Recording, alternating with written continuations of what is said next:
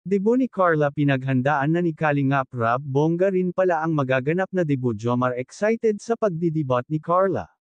Bago ko ipagpatuloy ang maiksing reaction video na ito, hiling ko lang natapusin ang panunood nito para malaman ang nilalaman nito, at kung bago ka pa lang sa munting channel na ito, paki-subscribe para lagi kang updated sa video ng mga Kalingap. At paki-suportahan natin ang ama ng Kalingap na si Val Santos Matubang, Ate Edna Vlog at si Kalingap Rab.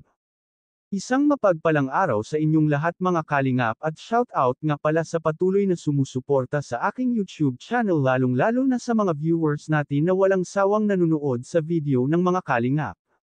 Napag-usapan na nga ang magiging debut ni Carla, at ito ay paghahandaan pala ni Kalingap Rab, ngunit ang nais sana ni Carla ay simpleng handaan lang, ngunit papayag ba ang mga Kalingap na simple lang? Syempre bobonggahan nila iyon kahit papaano.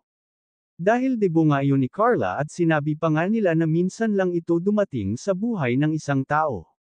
Napakabait talaga ni Kalingap Rab, lahat ng beneficiaries niya pag may birthday lagi itong may pasurpresang party.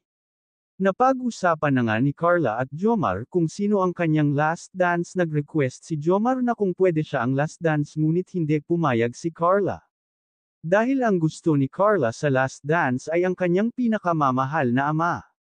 Kahit ganun, si Carla ay hindi niya kinahihiya ang kanyang ama. Proud ito sa kanyang ama na kahit may kapansanan ito ay masipag at hindi sila pinapabayaan. Pumayag naman si Jomar na first dance na lang siya. At sinabi pa ni Jomar na buti pumayag ito na first dance siya. At syempre sinabi ni Kalingap Rab na imbitado lahat ang Kalingap Angels. Iyan ang pakaabangan natin sa nalalapit na debut ni Carla, dahil may gagawing pasabog ang mga Kalingap Angels sa debut ni Carla. Naging excited nga si Carla sa magiging debut niya dahil magkikita-kita na naman sila ng mga Kalingap Angels. Hanggang dito na lang ang update ko mga ka-viewers, maraming salamat at God bless sa inyong lahat.